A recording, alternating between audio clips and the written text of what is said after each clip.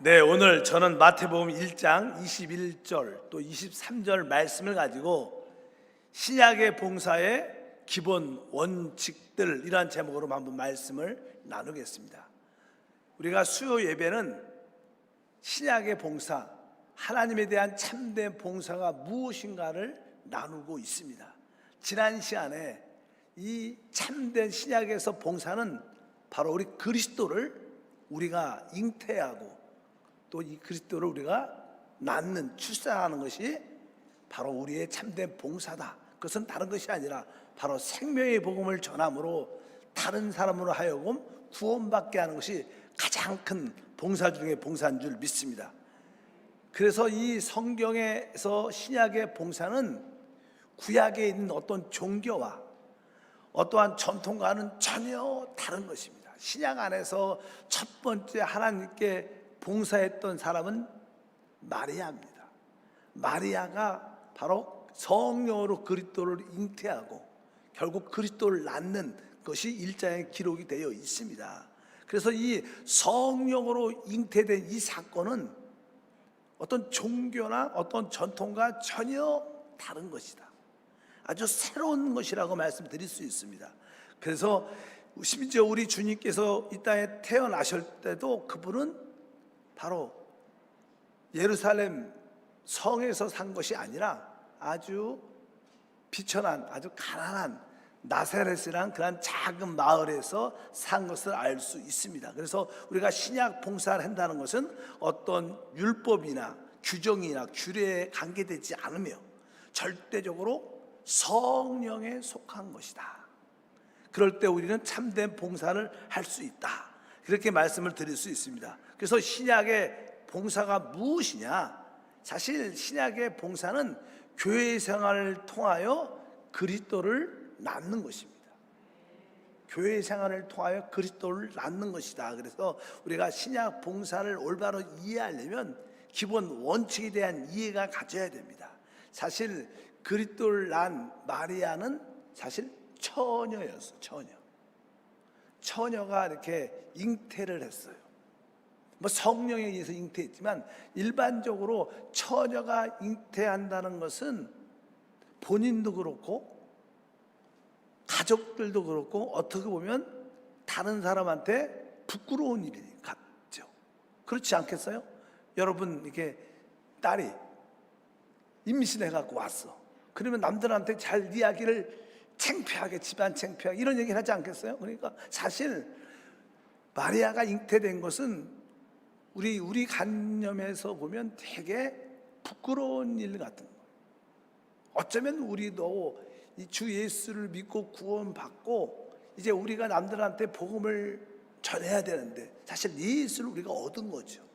근데 복음을 전할 때 우리는 우리 가운데 이상하게 부끄러움이 있어요.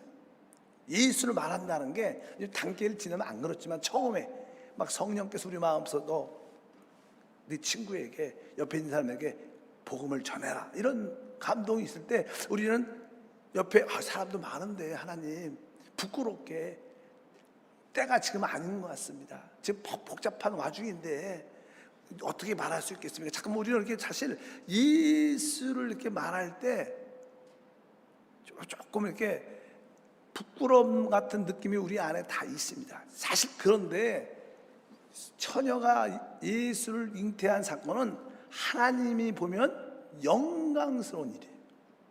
우리 하나님께는 영광이 되고 또 사단에게는 두려움이 되는 거예요. 그렇기 때문에 사단은 자기에게 두려움인 것을 알기 때문에 예수의 복음을 전하지 못하도록 절대적으로 우리를 막고 더 수치심을 느끼도록 더 강하게 역사하는 것을 우리가 분명히 알아야 됩니다. 설사 우리가 하나님을 섬긴다는 것은 신약에서 보면 우리는 다 마리아처럼 그 영적인 처녀의 삶을 사는 거예요. 그러나 그 영적인 처녀로서 우리는 예수님을 잉태한 처녀, 그런 처녀가 돼야 진짜 주님을, 하나님을 섬기는 첫 번째 일꾼이 되는 줄 믿습니다. 마태복음 1장 16절에 이렇게 기록되어 있죠. 마리아에게서 그리스도라 칭하는 예수가 나시니라. 이 처녀 마리아가 예수를 결국 낳았어요. 이것이 하나님을 위한 최고의 봉사입니다. 마태복음은 아주 놀라운 책인데 1장에 보니까 누가 났어요? 바로 처녀 한 사람, 한 여자가 예수를 잉태해서 예수를 낳습니다. 그리고 성경을 조금만 마태복음 25장에 보면 처녀하니까 무슨 생각이 나요? 25장에 열 처녀가 생각이 나요. 열 처녀. 열 처녀는 누구? 다시 오시는 신랑을 기다리는 거예요. 마태복음 1장은 한 처녀가 그리스도를 낳고, 또 마태복음 25장은 이제 한 처녀가 아니라 열 처녀가 다시 오시는 그리스도를 신랑을 기다리는 이야기. 그리고 어떻게 보면 이 마태복음은 다 처녀 이야기입니다. 영적인 처녀로서 우리가 하나님을, 우리 신랑을 제대로 섬겨야 된다, 그런 의미를 가지고 있습니다. 그래서 신약의 봉사의 첫 번째 원칙은 바로 우리 모두가 그리스도를 우리 안에 잉태한 처녀로서의 삶을 살아야 된다. 이것이 기본 원칙입니다. 그래서 여러분들이 내가 그리스도를 우리가 구주로 영접하고 그분의 생명을 우리 안에 이미 품었어요. 여러분 안에 하나님의 생명, 그리스도의 생명이 이미 여러분 안에 영접됐습니다. 이 생명이라는 게 씨죠, 씨.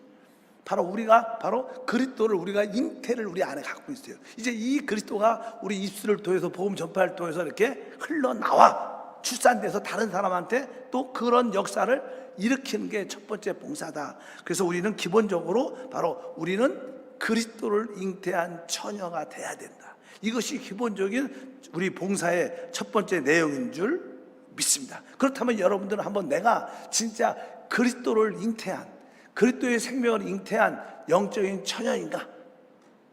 한 번쯤 여러분 자신을 돌이켜 봐야 돼요.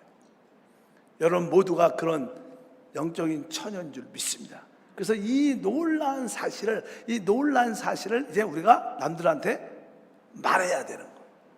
부끄러워하지 말고 이 예수를 믿고 구원받으라, 예수 믿고 생명을 얻으라는 이 복음을 우리가 말해낼 수 있어야 그것이 진짜 봉사 중에 봉사인 줄 믿습니다.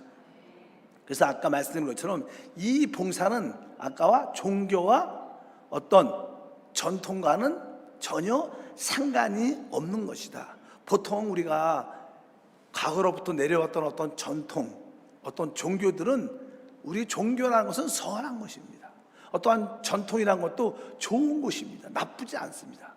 그러나 어떤 선하든 나쁘든 간에 종교와 전통과는 상관이 없는 것을 분명히 알아야 됩니다. 그래서 나의 종교적인 요소, 전통적인 요소를 우리가 새로운 봉사를 하려면 그것을 다 떨쳐버려야 된다.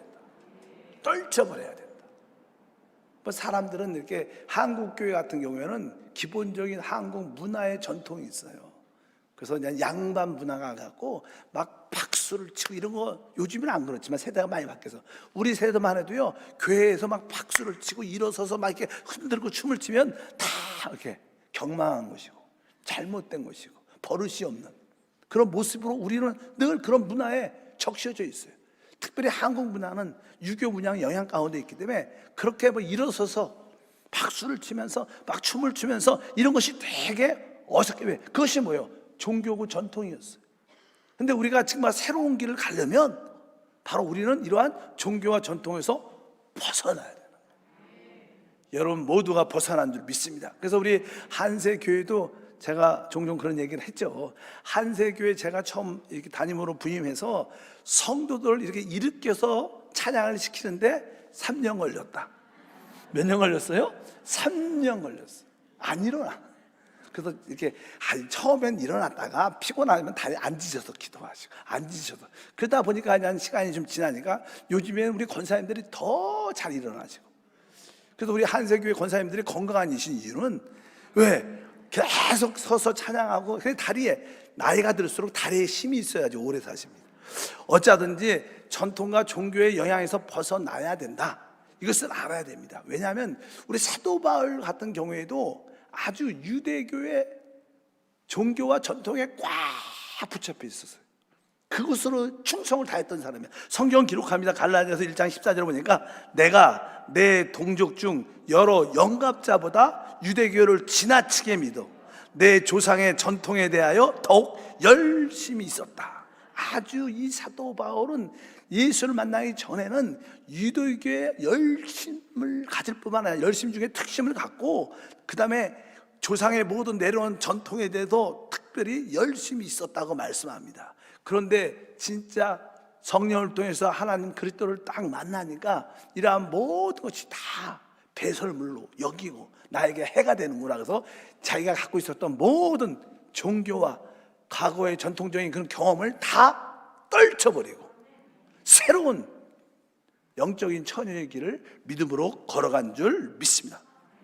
그래서 우리가 깨어있지 않으면 우리는 이 종교와 전통의 영향에서 벗어나기가 쉽지 않아요. 그래서 여러분들이 진짜 성령의 큰 역사를 체험하려면 내가 갖고 있는 경험, 체험, 전통, 종교적인 의식을 다 내려놓고 하나님 내가 새 길 안에서 오직 성령 안에서 진짜 처녀 같은 그러한 마음으로 주님을 섬기기를 원합니다. 하나님께서 말씀의 빛이 임하면, 성령의 빛이 임하면 그 빛에 순종하는 믿음의 삶이 될 줄 믿습니다. 그래서 우리가 하나님의 참된 봉사는 종교와 전통을 벗어버리고 항상 새로운 길 안에서, 근데 새로운 길은 성령 안에 있고 이 성령이 우리 영 안에 계시기 때문에 오직 새로운 길은 영 안에서만 새로운 길이 있어요.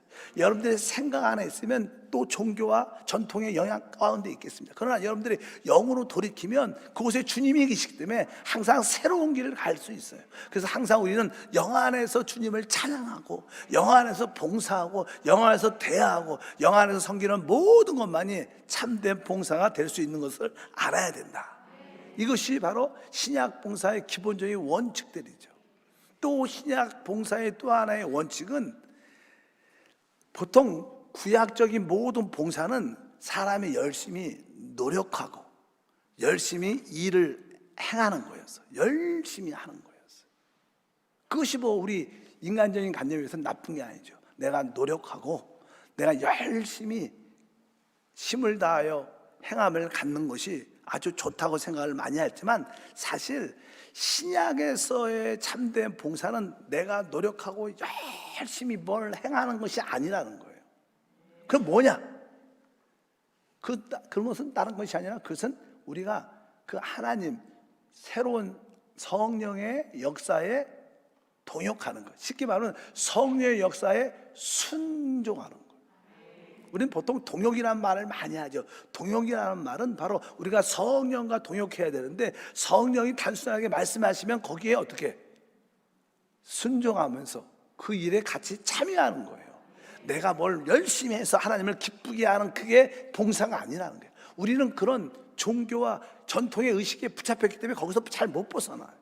여러분들이 어찌하든지 참된 봉사가 어떤 노력이나 일을 열심히 하는 그런 봉사가 아니라 바로 성령의 인도함에 내가 순종하고 그 일에 동역하는 것이에요. 순종하는 것을 여러분들이 배워야 될 줄 믿습니다. 실제로 마리아의 사건을 보면 마리아가 무엇을 했습니까? 아무것도 하지 않았어요. 다만 성령이 오셔서 가브리엘 천사가 와서 이제 널 축복을 받은 자야 이렇게 말씀하시고 이제 성령으로 잉태되어 네가 아들을 낳을 것이다.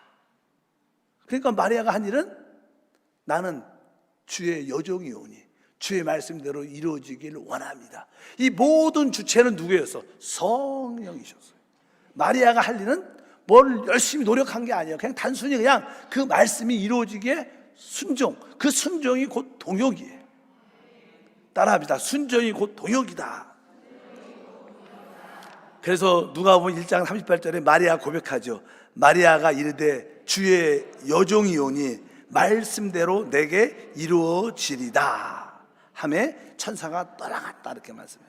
그러니까 항상 하나님께서 천사를 통하여 우리 가운데 말씀하실 때 그 말씀대로 이루어지길 원합니다. 그러니까 우리는 순종이 곧 동역이고 우리가 무엇을 노력하고 행하는 게 아니라는 그런 원칙을 우리가 함께 가져야 될 줄 믿습니다. 그래서 여러분들 안에서 성령이 말씀할 때마다 여러분들은 기꺼이 어떻게 순복하는 동역하는 그런 마음을 갖고 있으면 여러분들은 진짜 신약의 봉사 안에 있는 것인 걸 분명히 알아야 됩니다. 뭐 신약의 사건을 보면 우리가 신약의 사건 중에서 가장 놀라운 사건 중에 하나는 뭐냐면 바로 사도행전 2장에 있는 마가의 다락방의 성령의 역사입니다. 사실 제자들이 한 일은 하나님 말씀에 순종해서 그냥 다만 모여서 어떻게 했어요? 순종하고서 기도한 거예요. 기도하니까 이제 그 결과 성령이 임하셔서 그들에게 충만을 주시고 그들로 하여금 밖에 뛰어나가게 만들고 복음을 전하했던 것입니다. 바로 그 사건을 통해서도 바로 제자들이 무엇을 노력한 게 아니라 단순히 성령의 역사에 순종한 것을 알 수 있어요. 그래서 사도행전 2장 3절과 4절을 보니까 마치 불의 셔처럼 갈라지는 것들이 그들 머리에게 보여 각 사람 위에 하나씩 임하여 있더니 그들이 다 성령의 충만함을 받고 성령이 말하게 하심을 따라 다른 언어들로 말하기를 시작하니라. 그러니까 여기에 봐서도 교회의 탄생의 첫 번째 사건도 성령이 하신 일에 제자들이 동역, 순종하고 나간 겁니다. 그러니까 신약 봉사는 우리가 성령의 역사에 동역하는 게 봉사다. 우리가 열심히 내 생각대로 무엇을 열심히 하는 게 아닙니다. 그냥 순종하는 거, 순종. 그럼 자연스럽게 하나님께서 모든 일을 행하신다. 그리고 나서 이제는 이 교회가 예루살렘으로 점점점 확장돼서 이방인의 복음 전파의 거점인 안디옥에서도 이제 복음 전파가 강력하게 시작됐는데 안디옥 교회에 일어났던 사건을 보면 이렇게 기록되어 있습니다. 사도행전 13장 1절과 2절에 안디옥 교회에 주를 섬겨 금식할 때 성령이 이르시되 내가 불러 시키는 일을 위하여 바나바와 사울을 따로 세우라 하시매. 여보니까 성령이 이르셨어요. 안디옥 교회의 모든 이해의 시작도 뭐예요? 성령이 하신 거예요. 우리는 단순히 성령의 역사에 동역, 순종할 때 하나님의 봉사가 나타나는 겁니다. 그래서 봉사는 내가 잠깐만 내 생각으로 내 열심을 갖고 막 하나님께 하는 게 아니라 성령의 말씀하심에 순종하고 동역하는 게 이게 진짜 봉사구나. 보통 우리는 먼저 어떤 일을 준비해 놓고 하나님 이 일을 축복해 주시옵소서, 성령께서 이 일을 축복해 주시옵소서. 우리는 이런 스타일로 일을 많이 하죠. 기도도 그렇게 하죠. 성령이 뭘 기도하라. 아까 말씀하신 것처럼 우리 성령은 우리의 연약함을 도우시는 분이고 우리는 대부분 마땅히 빛깔을 알지 못합니다. 그래서 이제 성령을 의지하면 성령께서 말할 수 없는 탄식으로 우리를 위하여 간구해 주시는데 성령의 역사죠, 모든 것이.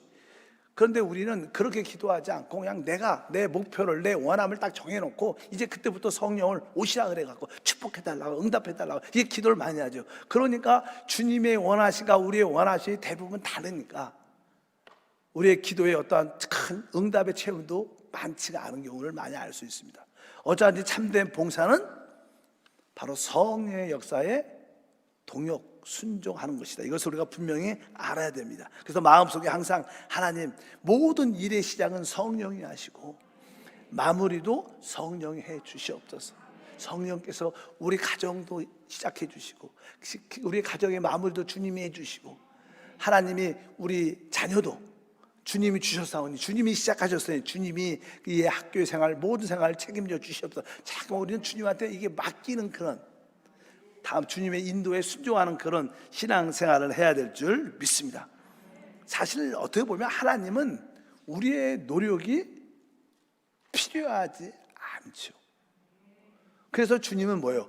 우리의 옛사람을 십자가에 못 박은 거예요. 더 이상 좀 하지 마, 좀 조용히 있어, 잠잠해라, 이런 뜻이에요. 나는 네 열정을, 열심적인 봉사를 기뻐하지 않는다는 거예요. 사실 우리가 열심히 할수록 우리는 주님 때 더 이렇게 악을 행하는 요소가 될 수도 있습니다. 우리는 내가 열심히 하는 게 아니라 성령의 말씀에 순종하는 거예요. 이것이 진짜 봉사다. 이것을 신약의 봉사라고 말씀합니다. 그래서 신약의 봉사는 오직 성령으로 잉태된 것을 하는 거예요. 성령이 시작하시고 성령으로 잉태된 거. 뭐 저도 우리 한세 교회 같은 경우에 이제 우리 사역자들 있잖아요. 우리 남자 목사님들 또 여자 우리 교역자들 함께 이렇게 사역을 하는데 제가 어떤 사역자가 그냥 필요해서 보충이 필요할 때도 있죠. 또 선교사로 파송하고 또 이렇게 가면 우리가 새로운 우리 사역자를 이렇게 하나님한테, 그럴 때 제 대부분 기도는 성령께 맡기는 거예요. 이 교회가 주님 하나님의 교회인데, 주님의 일꾼을 찾는 것인데, 나는 주인이 아닌데 내가 내 마음대로 내 생각에 뭐 이력서를 보고 공부를 어떤 신학교를 나왔는데 공부를 얼마큼 잘하는데 그런 거 보고 저는 잘 안 뽑아요. 사실 그냥 성령께 맡깁니다. 진짜 성령께 맡겨요. 그러면 하나님께서 아주 기가 막히게 좋은 분을 주죠. 뭐 한솔이 우리 남자 교육자 같은 게 보면 아주 막 은혜가 충만하잖아요. 믿으시면 아멘. 진짜 제가 봐도 은혜가 충만한데 여러분들 보면 더 은혜가 더 충만하겠지. 더 여러분과 좀 피부적으로 가깝게 사역을 하니까. 그런 것처럼 항상 이 모든 주권을 하나님께 맡기는 그런 훈련이 좀 많이 돼 있어요. 그래서 종종 저하고 같이 사역을 하다 보면 어떤 사역자들 분들은 답답할 거야. 왜? 목사님 이거 어떻게 할까요? 자꾸 와서 물어봐. 그러면 대답을 잘 안 해. 왜 대답을 안 해요? 내가 게을러서가 아니라 성령이 감동을 안 줬어. 무슨 성령이 감동을 줘야지. 그럼 이렇게 합시다. 이렇게 말이라도 하는데, 감동도 없는데 자꾸만 목사님 이거 어떻게 할까 자꾸 물어봐. 그래서 대답도 기다려보세요. 그러니까 어떻게 보면 답답할 수도 있어. 근데 사실 그 의도는 다른 뜻이 아니라 성령의 말씀하심, 성령의 임재하심을 기다리는 거예요. 어째 여러분의 삶도 그렇어요. 무엇을 어떤 걸 결정하기 전에 성령의 말씀하심과 임재하심을 계속 기다리는 그런 모습이 참된 주님을 섬기는 모습인 것을 분명히 알아야 됩니다. 사실 왜냐하면 보통 사람들은 이렇게 문자의 가르침을 따라 주님을 섬겨요. 그러나 문자의 가르침을 가지고 성경의 말씀이 기록되어 있잖아요. 그러니까 이렇게 기록되어 있으니까 주님이 이렇게 말씀했으니까 우리가 이걸 지켜야 돼, 이런 관점으로 많이 하나님을 섬깁니다. 이것이 맞는 것처럼 보여요. 그렇잖아요. 하나님이 이렇게 기록해놨는데 우리가 이걸 지켜야 되지 않겠나요? 이것이 맞는 것처럼 보여요. 그러나 신약 성경은 그렇게 말하지 않아요. 신약 성경은 이렇게 말씀합니다. 고린도후서 3장 6절을 보니까 그가 또한 우리를 새 언약의 일꾼 되게 만족케 하셨으니 율법의 조문으로 하지 아니하고 오직 영으로 함이니 율법의 조문은 죽이는 것이요 영은 살리는 것이니라. 아멘. 그러니까 율법의 조문은 뭐예요? 기록된 하나님 말씀을 의미해요. 기록된 하나님 말씀을 우리가 지키려고 한다는 거예요. 그것은 바로 조문으로 주님을 섬기는 것입니다. 근데 우리는 율법의 조문으로 주님을 섬기는 게 아니라 뭐로 쓰는 거예요? 영으로 섬기는 거예요. 이 성령, 영은 살아계신 분이야. 이 기록된 문자는, 그러니까 우리가 이 기록된 성경 말씀을 읽을 때 그냥 우리의 생각으로 읽으면 안 되고 어때? 항상 기도하면서 영으로 읽어야지 이 말씀도 성령화 되는 거지. 그냥 내 생각으로 판단하고 생각으로 읽고 기도하면 그것은 문자적인 조문입니다. 조문. 그러나 여러분들이 하나님 말씀 읽을 때도 아멘, 할렐루야 기도하면서 참 읽으라는 뜻이, 그 기록된 말씀이 기도할 때 성령과 함께 하니까 그 말씀이 살아있는 말씀입니다. 어쩐지 우리의 봉사는 조문이 아니라는 거예요. 우리의 봉사는 뭐예요? 영으로 하는 거예요. 여러분의 모든 봉사가 어떤 기록된 문자적인 가르침을 따라 행하는 게 아닙니다. 오직 우리의 참된 봉사는 성령으로, 영 안에서 이루어지는 것이다. 이것을 여러분들이 분명히 배우길 주님으로 축복합니다. 그래서 우리의 필요는 무엇인가? 기록된 말씀을 지키는 게 아니라, 여러분들이 잘 알아들어야 돼요. 기록된 말씀을 지키는 게 아니라 성의 임재를 지키는 거예요. 내가 무엇을 하든지 내 안에 성령의 임재가 있어야 돼요. 그래서 기록된 말씀을 지키는 것을 넘어서 성령의 임재를 지키는 게 우리의 신앙생활이다. 이것이 뭐예요? 살아있는 봉사다. 이것이 신약의 참된 봉사인 것을 분명히 알아야 됩니다. 더 쉽게 말하면 어떤 사람은 주님을 위해서 봉사할 때 어떤 방법이 있어요. 방법. 내가 해보니까 이러한 방법으로 하면 잘 돼. 이런 방법으로 하면 잘 돼. 그것은 뭐예요? 방법을 의지하는 거예요. 우리는 봉사를 방법으로 하는 게 아니에요. 내가 경험으로 하는 게 아니라 우리의 봉사는 성령의 감동으로 하는 거예요. 성령의 임재로 하는 거예요. 이것을 여러분들이 구분을 확실히 해야 진짜 여러분들이 종교적인 그런 영역에서 벗어날 수 있다. 그러려면 여러분들이 늘 영 안에 있고 영 안에 살아야 돼요. 그렇지 않으면 절대로 이렇게 살지 못하죠. 그렇기 때문에 우리가 항상 영으로 돌이키고 주 예수 아멘, 영으로 돌이키라는 거. 왜? 이것이 참된 봉사이기 때문에. 우리의 신약의 봉사는 율법의 조문, 기록된 말씀을 지키는 게 아닙니다. 우리의 참된 봉사는 성령의 역사, 성령의 임재를 주의하는 거예요. 하나님의 임재가 중요합니다. 우리가 찬양 중에도 그런 임재라는 찬양이, 임재라는 찬양이죠. 하나님이 나와 지금 함께 하신다. 그 임재를 놓쳐서 안 되는 거예요. 기도할 때든 성경을 읽을 때든 봉사할 때든 그 임재가 중요한 것이지. 그래야 이것이 신약의 봉사고 이게 살리는 봉사예요. 그럴 때 많은 사람들이 회복되는 축복과 은혜가 함께 할 줄 믿습니다.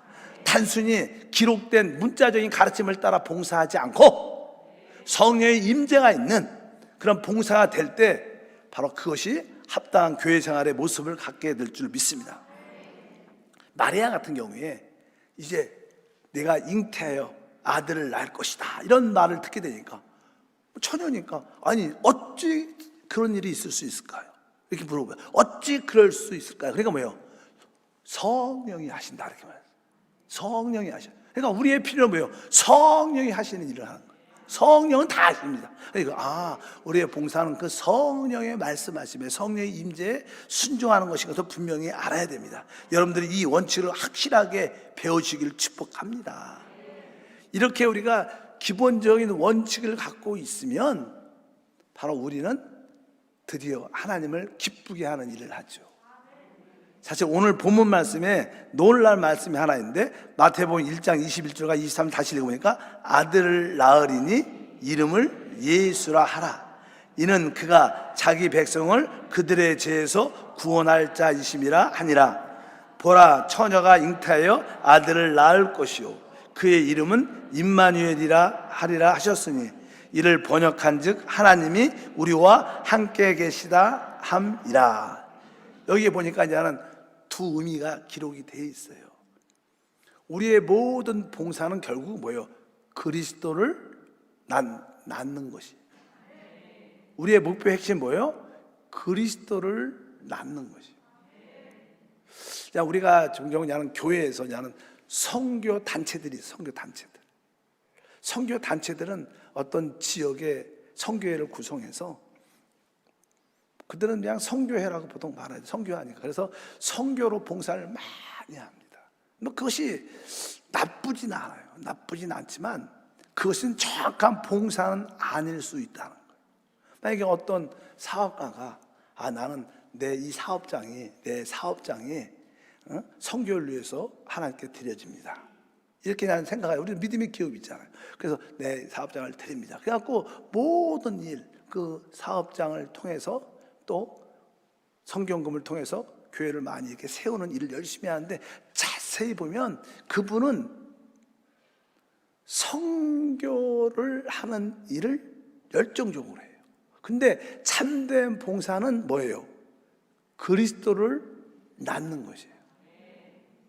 그냥 선교를 좋아해서 하시는 분들이 있어요.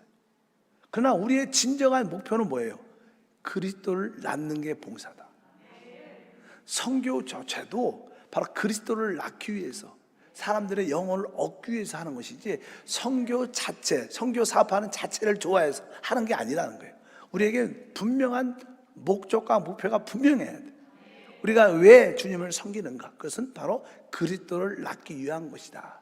그것이 다른 봉사일지라도 그의 어떠한 근본적인 목적과 목표는 바뀌어서는 안 된다.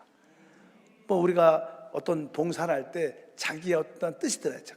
나는 이 봉사를 통해서 하나님께 영광 돌릴 거야. 이런 생각을 많이 하죠. 그리고 자기의 어떠한 기쁨을 위해서도 많이 하죠. 그것이 나쁜 것은 아니지만 그러나 그 목적과 목표를 다시 한번 확인할 필요가 있다. 왜? 봉사의 핵심, 결론은 뭐예요? 그리스도를 낳는 것이 핵심입니다. 오늘 말씀에 아까 읽었죠. 바로 이름을 예수라 하라. 이는 자기 백성을 그들의 죄에서 구원할 자심이라 하니. 이 의미는 무슨 뜻입니까? 우리는 결국 우리를 죄에서 구원하시는 그리스도를 전하는 거예요. 우리가 복음을 전한다고 주님을 봉사한다는 것은 바로 우리를 구원하시는 바로 그리스도를 낳는 거예요. 그 뒤에 보니까 뭐라고 써있어요? 그 이름을 임마누엘이라 하리라 하셨다. 임마누엘은 바로 하나님이 우리와 함께 하시다. 그러니까 우리가 주님을 섬긴 결론은 무엇이냐면 바로 우리를 구원하신 그리스도가 전파되고, 한편적으로 우리와 함께 하시는 하나님이 전파되는 거예요.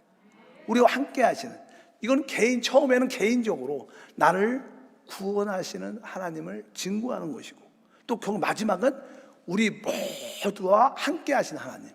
주님은 이렇게 말씀하죠. 내가 세상 끝날까지 너희와 함께 하리라. 그러니까 마태복음 28장 맨 끝에는 처음에는 임마누엘이 한 처녀에게 함께 했지만 마지막 결론은 뭐예요? 우리 주님이 세상 끝날까지 너희와 함께, 우리 모두 함께 한다.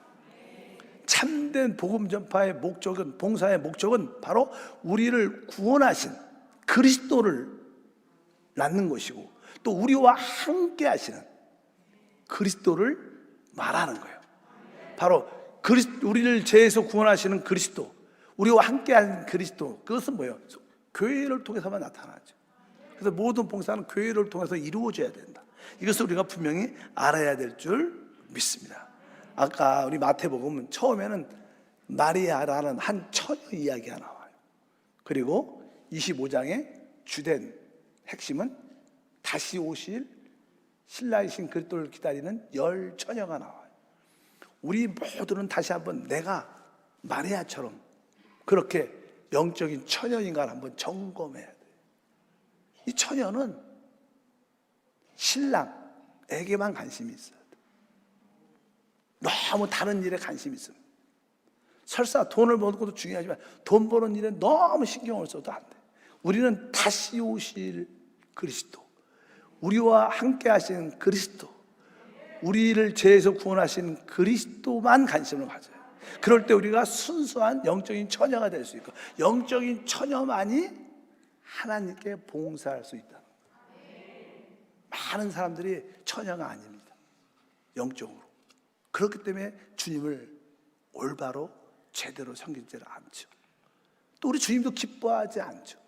진짜 마리아처럼 그런 영적인 순수한 처녀, 성령으로 잉태된 그리스도를 우리 안에 갖고 그분을 출산하기 위해서 우리가 주님을 섬겨야 될 줄 믿습니다. 그래서 신약의 기본적인 봉사는 그런 내용들이 있다. 그래서 이러한 봉사를 하기 위해서는 이제 종교와 모든 전통 것을 다 내려놓고 오직 성령이 말하게 하심을 기다리고, 성령이 말씀하시면 그 어떠한 말씀이라도 내가 순종하고 그 일에 동역하고 그분의 성령의 말씀을 듣기 위해서 또 기다리고 또 기다리는, 그럴 때 그 봉사가 하나님께 드려지는 가장 최고의 봉사인 것을 분명히 아시길 바랍니다. 그럴 때마다 우리는 죄에서 구원하시는 그리스도를 남들에게 말해 그 영혼을 얻을 수 있을 것이고, 또 함께 하시는 우리와 함께 하신 그 하나님을 그들이 체험할 수 있도록 그리스도를 전할 수 있을 거예요. 그것이 바로 우리의 참된 신앙의 봉사인 줄 믿습니다. 그래서 여러분들이 올해 영적인 처녀로서 다 한 영혼씩 다 잉태인 줄 믿습니다. 그리고 2월달 마지막 주에는 한번 내가 이 영혼을 하나님께 한번 이끌어서 인도하겠다. 그럼 여러분들이 출산한 그리스도를 낳는 거죠. 여러분이 품고 있는 그 영혼들을 진짜 진심으로 초대해서 함께 여러분 옆에서 함께 예배한다면 바로 여러분들은 진짜로 그 작은 예수를 낳게 되고, 이것이 하늘나라의 확장이요 우리에게 놀라운 축복이 될 줄 믿습니다. 우리가 잉태한 이야기를 이렇게 해보면, 잉태하면 이 여자 입장에서는 되게 한 10개월 동안 고통과 고난과 어려움이 많죠. 그러나 그 많은 힘듦이 있었지만 건강하게 아이가 한번 출산이 딱 되면 그 10개월 동안 힘들었던 모든 것이 한순간에 싹 지워져요. 그래서 엄마들이 둘째를 낳고 또 셋째를 낳고, 그 키울 때도 그렇게 힘든데 한 1년쯤 키우면 아주 이뻐. 그래서 또 다시 잃어버려요. 그래서 또 낳아. 그래서 또 아이를 잉태. 어쩐지 우리는 한 영혼을 품는 것이 쉽지 않지만 또 기도하고 또 만나고 또 위로해주고 또 밥도 사주고 또 뭐 대화도 하고 쉽지 않겠지만, 그러나 결국 여러분들이 그러한 인내를 통해서 그리스도를 낳는 역사가 함께할 것이다. 이것이 진정한 봉사다. 그 모든 일을 어디 성령을 따라 하길 바랍니다. 하나님, 내가 신약의 참된 봉사를 하게 하옵소서. 오직 성령이 말씀하신 성령 안에서, 성령의 임재 안에서 모든 것이 다 이루어지게 도와 주시옵소서. 여러분의 봉사는 성령의 임재가 있습니까? 양육할 때도 성령의 봉사가 있습니까? 우리 찬양 때, 성가대 할 때도 내 찬양할 때 성령의 임재가 있는가? 우리 모든 봉사가 성령의 임재가 있는가? 성령의 임재가 있어야 그것이 진정한 봉사다. 왜? 신약 봉사는 성령으로 하는 봉사다. 여러분들의 지금까지 해왔던 방법, 경험 내려놔야 됩니다. 오직 새로운 성령, 오늘도 그 성령으로 주를 섬기게 하옵소서. 하나님 감사합니다. 다시 한번 신약의 참된 봉사의 의미를 알게 하옵소서. 신약에서 첫 번째로 봉사했던 사람은 바로 마리아였습니다. 마리아에게 성령이 함께할 때 그 성령의 모든 말씀에 나는 주의 여종이오니 주의 말씀대로 이루어지기를 원합니다. 우리 안에서 성령이 말씀하실 때마다, 성령의 임재가 있을 때마다 나는 주의 여종이오니 주의 말씀대로 이루어지겠다는 동역의 마음을 갖고 순종하게 하옵소서. 그럴 때 하나님의 놀라운 일들이 우리가 통로가 돼서 우리 삶 가운데 나타남을 믿습니다. 주 예수 이름으로 기도합니다.